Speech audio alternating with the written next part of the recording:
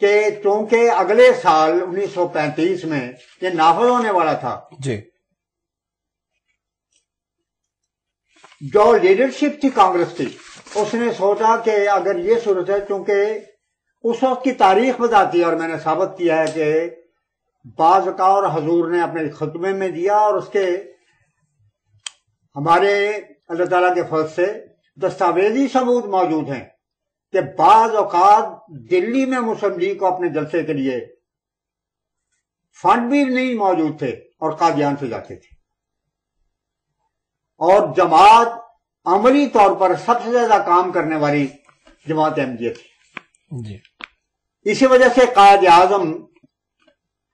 1933 میں جب تشریف لائے ہیں اپنے دی فیوچر آف انڈیا کا لیکچر آپ نے دیا ہے، اور جماعت احمدیہ کے امام حضرت مسلم موعود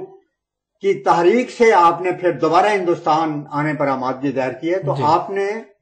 سب سے پہلے جو لیکچر دیا وہ مسجد احمدیہ مسجد فضل لندن میں دیا تھا، اور اس کے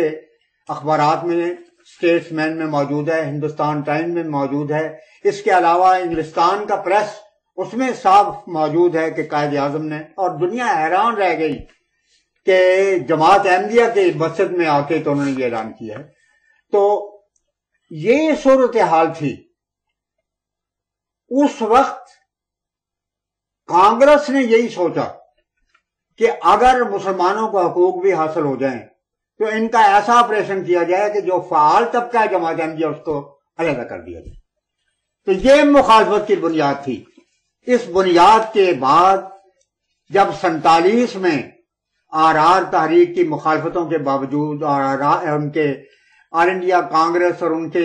جو ساتھی تھے ان کی کوششوں کے باوجود اللہ تعالیٰ کے فضل سے جماعت احمدیہ اور قائد اعظم، جماعت احمدیہ تو بیسیت جماعت کے واحد جماعت ہے جس نے قائد اعظم کے دوش بدوش تحریک آزادی ہند میں اور جہاد پاکستان میں حصہ لیا ہے، لیکن یہ پہلے سے انڈر گراؤنڈ فیصلے ہوئے، اور برطانیہ، ماؤنٹ بیٹن، پنڈت نہرو، ان کا فیصلہ یہ تھا کہ فی الحال پاکستان بنانے دیا جائے مگر لگڑا پاکستان ہو، اور ایسی صورت ہو کہ چند سال کے اندر اندر خود پاکستان کے رہنے والے ان کو چکنا پڑے اور پھر درخواست کرنی پڑے کہ ہم ہندوستان میں شامل ہوتے ہیں۔ اس موقع پر آپ یہ نقطہ یاد رکھیں، آپ یہ انکشاف ہندوستان کے چوٹی کے ایڈیٹر دیواختون نے اپنے اخبار ریاست میں کیا کہ پاکستانیوں کو معلوم نہیں ہے۔ قائد اعظم کی وفات کے اگلے سال آر کا چوٹی کا ایک وفد نہرو سے ملنے کے لیے دلی میں پہنچا، اور اس نے کہا کہ پاکستان کے رہنے والے اب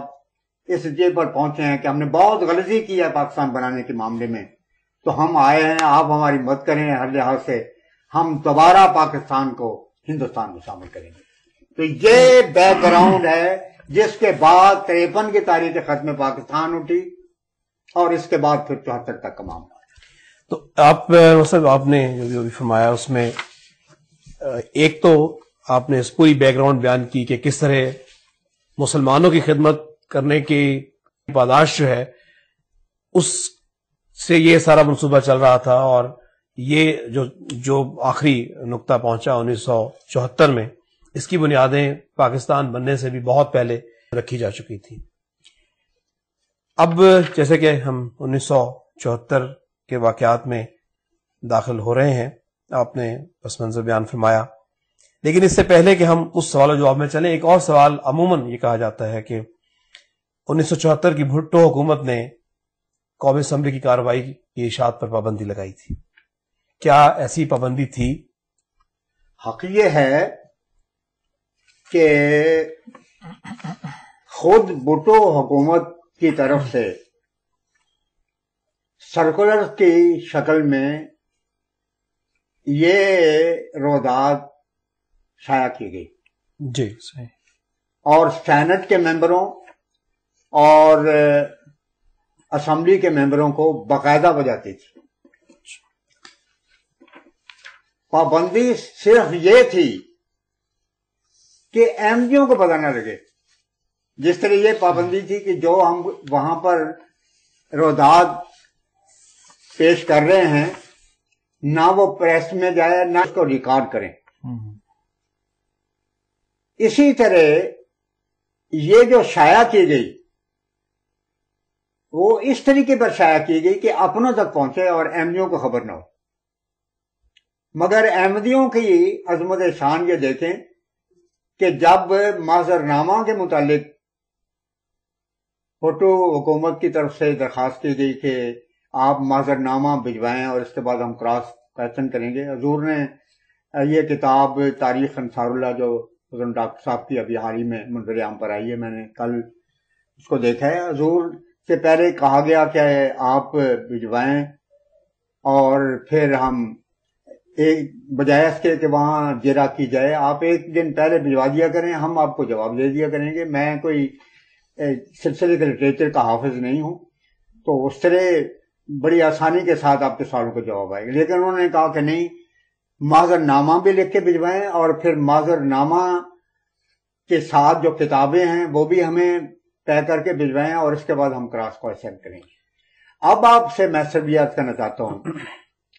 کہ جماعت احمدیہ کی عظمت شان یہ تھی کہ معذرنامہ حکومت کے کہنے پر لکھا گیا اور اس کو شائع کیا گیا، اور شائع کرنے کے بعد حضرت خلیفۃ المسیح خلیفۃ المسیح ثالث کے ارشاد کے مطابق وہ معذرنامہ جماعت احمدیہ نے سوائے سینٹ کے ممبروں اور سوائے اسمبلی کے ممبروں کے کسی کو نہیں دیا، اور سارے کے سارے نوجوان حتیٰ کہ ہم لوگ جو ڈیلیگیشن میں شامل تھے ان کو بھی نہیں دیا گیا. حضور کے پاس تھا، ہمارے پاس بھی نہیں تھا. مایا کہ بھٹو حکومت کی طرف سے کوئی ایسی اس میں وہ پابندی نہیں لگائی گئی تھی، بلکہ خود وہ سرکولر جو ہے میں یہ بتا رہا تھا. ٹھیک ہے، وہ تو ایک ضمنی بات آ گئی، وہ یہ کہ سرکولر جو ہے وہ بھی جزاک اللہ. تو چونکہ ایک ہجوم ہے دماغ کے اوپر ان خیالات کا، اور میری آنکھیں تو اب بھی وہ سارے منظر کو اپنے سامنے دیکھ رہی ہیں اور دل پر نقش ہیں وہ، بلکہ میرے لیے تو وہ سرمایہ حیات بھی ہیں. تو سرکولر تو خود حکومت نے شائع کر رہے تھے جی، مگر چاہتے یہ تھے کہ یہ شائع شدہ چیز عوام کہتے یہ تھے کہ عوامی فیصلہ ہے، مگر عوام سے بھی بتا کے رکھتے تھے تاکہ عوام احمدی نہ ہو جائے. اور اس سلسلے میں یہ بتانا چاہتا ہوں کہ یہ جو پابندی کا جہاں تک تعلق ہے، یہ اس وقت سے پتہ نہیں کس وجہ سے اس کو ایک وحی ربانی سمجھتے ہوئے لوگوں میں پھیلا دیا گیا ایک سازش کے تحت کہ حکومت میں پابندی لگ گئی. یہ حکومت تو خود روزانہ اس کو شائع کر رہی تھی ہے جی، اور لڑ رہی تھی کہ کہیں کسی کو پتہ نہ چل جائے. آخری دن آپ کا جو سوال ہے میں اس بارے میں عرض کرنا چاہتا ہوں. آخری دن رات کے وقت جب حضور نے میں بتاؤں گا روزاد میں انشاءاللہ تعالی، جب آخری دن سوالات ختم ہوئے یا بختیار صاحب جو کہ ہوا اٹارنی جنرل دا گورنمنٹ آف پٹو گورنمنٹ، انہوں نے کہا کہ مرزا صاحب میرے سوالات تو ختم ہو چکے ہیں، اب آپ کچھ فرمائیں. جو حضور نے فرمایا وہ میں اپنے وقت پہ بیان کروں گا. جب حضور اٹھ کے جانے لگے میں بالکل ساتھ تھا، کھڑا ہوا، حضور تشریف لائے اور ان کو بھی الوداعی سلام کہا. اس موقع پر میاں صاحبزادہ فاروق علی صاحب جو کہ ہوا اسپیکر ان دیز ڈیز، جو اسپیکر بھی تھے مگر کمیٹی جو بنی تھی وہ دراصل پورے ہاؤس کو ایک کمیٹی میں کنورٹ کر دیا گیا جی. تو اس کمیٹی کے چیئرمین بھی وہی تھے. تو چیئرمین صاحب نے یہ حضرت صاحب سے درخواست کی کہ جب تک ہم یہ رویداد شائع نہ کریں آپ خود بھی پبلک میں اس کے واقعات کو بیان نہ کریں. اس میں ہرگز کوئی یہ نہیں کہا گیا کہ کوئی اور دوسرا شخص بھی بیان نہ کرے، کیونکہ حضور لیڈر تھے لاکھوں شہدائیوں کے، اس واسطے ان کی طرف سے یہی درخواست تھی، ان حضور ہی سے تھی کہ آپ اس کو ڈسکلوز نہ کریں۔ یہی وجہ ہے کہ حضور نے مجھے اجازت دی، میں نے کراچی میں اور بہت سارے مقامات میں حضور کی خدمت، حضور کے ارشاد کے مطابق میں گیا، اور باتیں اس وقت کی، اب تک کئی دوست موجود ہوں گے کراچی کی جس میں میں نے انہیں دنوں یہ باتیں بتائی تھی۔ تو یہ کوئی بات نہیں تھی، یہ حضور سے یہ بات کہی گئی تھی، اور حضور نے اس کا اہتمام کیا۔ حضور نے کبھی تفصیل نہیں بتائی، مگر